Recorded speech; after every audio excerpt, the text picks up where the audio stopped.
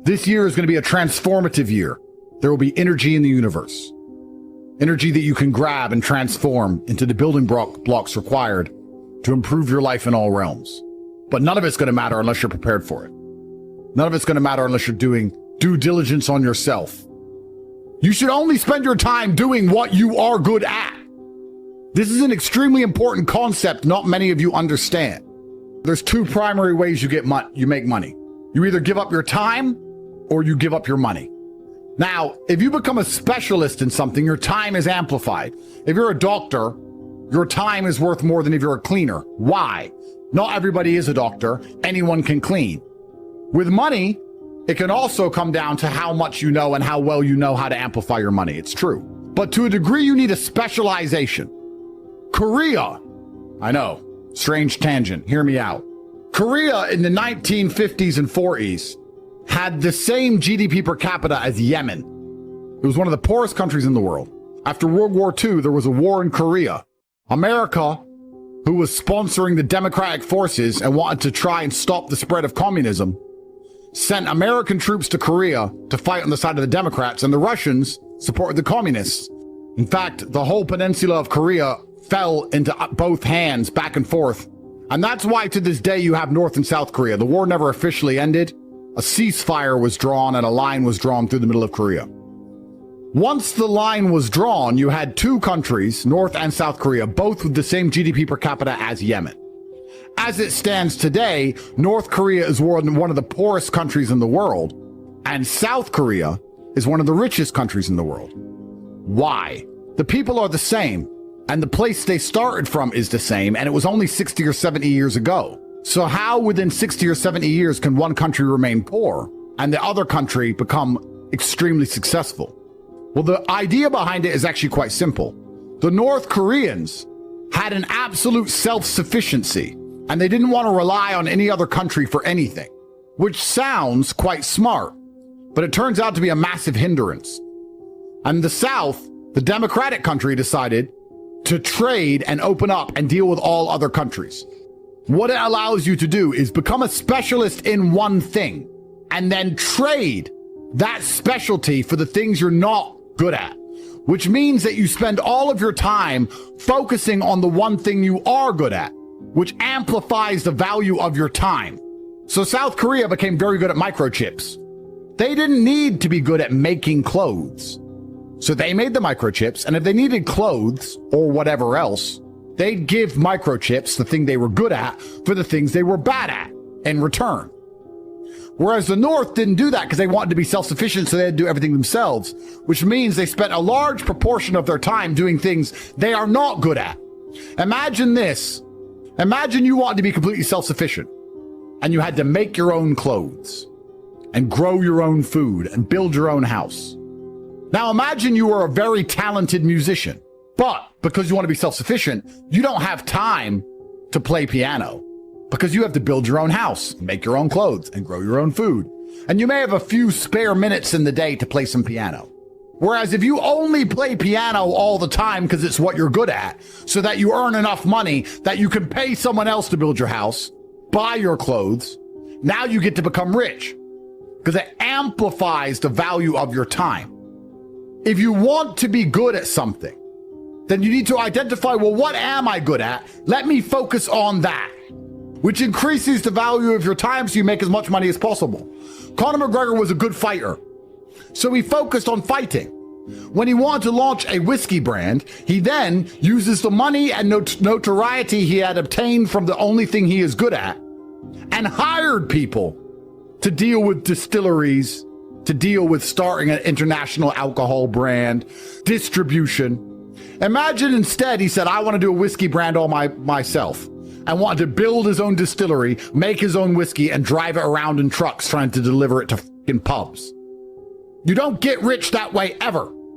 Then what you should be doing is doubling down on that thing, making as much money as possible, and finding someone else to do that shit for you.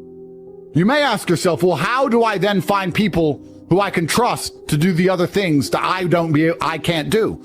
This comes back to the sofa store and learning how to manage people, manage relationships, and not be a little social autist. Sitting on chain all day will make you autistic. Nobody's going to like you. to be likable and trustable and relatable. You're going to learn that the hard way most often. But this is an extremely important concept I want many of you to understand. If you're making $3,000 a month from a pet store, and that's what you're good at, you need to spend your time getting that $3,000 a month up to $10,000 a month. Not sitting there gambling the $3,000 a month trying to catch a lick because you saw a shiny object with a once in a generation, God knows when it's ever going to come again. Because what crypto is doing is it's brain draining. And there's people now who are forgetting the thing they are actually talented in to just sit and chase imaginary gains in a minus sum game. And most of you are going to lose if you do that. People often say, he says crypto guys are losers. No, I don't. I make a load of money with crypto. But I make a load of money with lots of things. I make a load of money with property.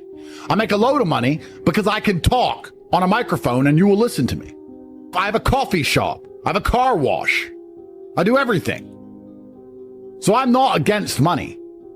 What I am against is the idea of people not prepared to sit down and do actual genuine work. This obsession with shiny objects, this easy come, easy go, fast PvP minus some game will destroy you. The truth about life is that there is no easy way out. There is no shortcut home. It's rocky. It's round 10. It's a slugfest. It's broken eye sockets and it's swinging. That's all life is ever going to be at the top. Even with money, it's the same. For me, it's still jail. It's still court. It's still problems. I can only deal with them because of my poor man lessons. I went to jail in Romania. The fucking gypsies tried to pick on me, not knowing I grew up in Luton. I'll fight all 10 of you right now. And they learned better. If I caught a 10 million lick at 16, how would I have survived in jail? Being poor saved me. Being poor saved me. And my brand has only ever been telling you that life is shit as a man. It's never happy. It's never smiles and rainbows. And the ones who do are not going to end up happier than you. You have to wake up, realize life is shit, do the right thing even though you don't feel like doing it, dedicate yourself, grind out brutal, terrible, hard labor. And if you do it the way you're supposed to do it, the lessons you will learn along the way makes money worth having. There's no point in having money if when you walk into the club, nobody gives a who you are, nobody respects you. What's the point in money then? You see it all the time in Miami now, these crypto kids spending $300-400 grand on bottles in a night. Who cares? I can walk in with a water. It's my club. And every bitch in here is mine. And that's not because I got rich young. It's because I grew up broke. Because we don't give a shit about how much money you have. We care about the quality of your character as a man. How good are you in a firefight? You don't want a Ferrari before you can handle it. Trust me, you're going to hit a tree. Ask yourself, do you deserve millions of dollars? You know you don't deserve it, and God knows you don't deserve it. And if he gave it to you, it would be a punishment. God only gives you what you're ready for. And on the rare occasions he gives you something you're not ready for, you're going to regret it. You know, I wasn't even rich till I was 27. And I think back and I thank God I wasn't rich when I was young. Because if I got rich before 27, I wouldn't be strong like I am now. And that's worth more than being rich. And I wouldn't have the lessons that I say to you on all these emergency meetings. And that's worth more than being rich.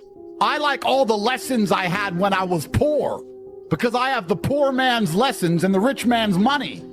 So if God's decided you need some more of the poor man's lessons, then that is a blessing.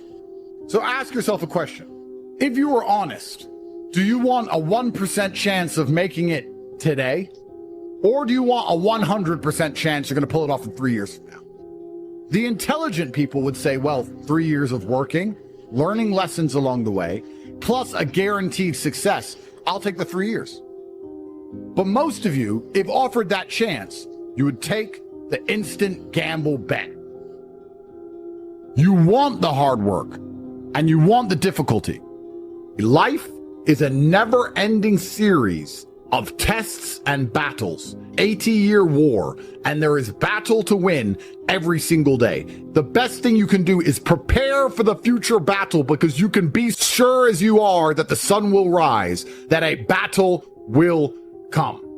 Tomorrow's problems are guaranteed. But if you do not fix today's problems, you do not earn tomorrow's problems, because problems in and of themselves are a blessing. There is nothing worse than living in the eternal still, the ether of insignificance, where you have no problems. It is stagnation, which is destructive for the male soul. It's perhaps the most destructive thing. You don't want that life. You must change your attitude towards problems and see them as a blessing. If you do not get to enjoy today's problems and solve them, you're going to have no problems tomorrow. And I guarantee you that life you dream of with no problems doesn't exist, because if you ever do find that life, it is torturous. And if life is perfect all the time, you don't appreciate anything. I actually think one of the worst lives you can have is a life where everything goes right all of the time. If you're spoiled to that degree, especially as a man, as soon as you reach any kind of difficulty, you're going to crumble. And I do not pray for an easy life. I pray for a difficult life with difficult challenges to solve and being strong enough to handle them. If you really want an exceptional life and to do exceptional things, you can't only hope for the positive exceptional. The only reason you appreciate being rich is because you were poor. If you were born rich, you don't appreciate it. The only reason you appreciate being in good health is because you were once sick. If you've never experienced sickness, you don't know what health is. I don't believe that God will ever put you in a position where you get to tell the entire world how masculinity and how a rigid mental model and how an iron mind works without ever being tested. And I really don't think I've even been through anything that difficult. Yeah, I went to jail. Yeah, I was locked in my house for 3 years. Yeah, they took all my money. Yeah, they stopped seeing my mom when she had a heart attack. Yeah, I didn't see my kids for years. Yeah, they've tried to destroy my reputation. Yes, they insult me in the new media, blah, blah, blah, blah. But I'm of the frame of mind where I don't feel self-pity at all. I mean, it could be worse. Could have cancer. Could get in a car crash. It could be so much worse. So people come up to me and they go, man, what they did to you is it's a shame. It's so sad. I'm like, well, yeah, a bit, but I promised God I am the man I said I was. So I got a chance to prove I am the man I said I was. And heaven forbid something worse happens to me. I hope it doesn't. But if it does, or when it does, then I'll be exactly the same. The final lesson. You need to self-analyze and self-reflect in all realms to make sure that you're not on the wrong path. If you do not change the direction in which you are heading, you're going to end up exactly where you are headed. The only way it gets better for you is when you get better. For things to change for you, you've got to change. Otherwise, it isn't going to change. You can have more than you've got because you can become more than you are. And of course, the other side of the coin reads, unless you change how you are, you'll always have what you got. Nothing will change unless you do. Your life isn't waiting for a miracle, a lucky break, a perfect moment. It's waiting for you to finally wake up and take responsibility. You keep praying for a new life while holding on to the habits that are destroying the one you have. You keep wishing for better days while living like someone who doesn't deserve them. You want a new chapter, but you're repeating the same story every single day. Listen to me. Nothing changes until you change. Your income won't grow if you keep working like a bare minimum employee. Your body won't transform if you keep quitting every time it gets uncomfortable. Your mind won't get stronger if you keep feeding it excuses. Your relationships won't improve if you keep staying silent, insecure, afraid to set boundaries. Your future won't shine if you keep dimming your light to fit in with people who don't even want to see you win. You want your life to shift? Then shift your actions, shift your mindset, shift your work ethic, shift your discipline. Life isn't going to feel bad for you. It's not going to apologize for being hard. Life rewards the ones who push back, who adapt, who grow, who evolve, who refuse to stay the same. You've had enough years slip through your fingers. You've seen what repeating the same behaviors gives you, the same results. So stand up, change something. Change everything if you have to. Cut the distractions, cut the laziness, cut the fear, cut the fake friends, cut the comfort.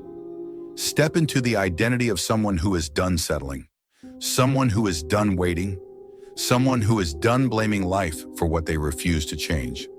This is the moment where you take control. This is the moment where you decide, I won't live like this anymore.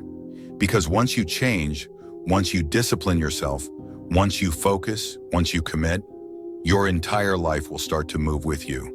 Blessings will find you. Opportunities will appear. Doors will open. But the key, the trigger, the spark is you.